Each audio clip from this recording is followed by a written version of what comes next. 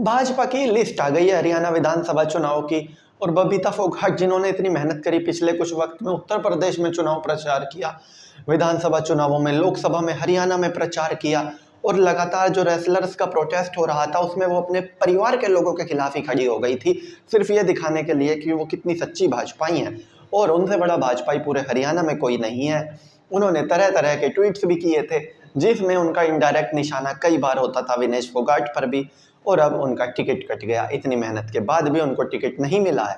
जाहिर सी बात है निराशा तो उनके हाथ लगी होगी, क्योंकि वो लगातार जिस विधानसभा से वो टिकट चाह रही थी वो लगातार वहां पर घूम रही थी, लगातार मेहनत कर रही थी और उन्हें उम्मीद थी कि इस बार भी उनको टिकट मिलेगा, क्योंकि वो पिछली बार जीत नहीं पाई थी।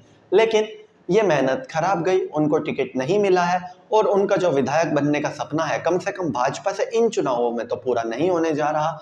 अगले चुनाव अब 5 साल बाद होंगे, कांग्रेस उनको टिकट देगी नहीं किसी भी सूरत में, क्योंकि उन्होंने काफी ज्यादा आक्रामक भाषा का इस्तेमाल किया था कांग्रेस के नेताओं के खिलाफ।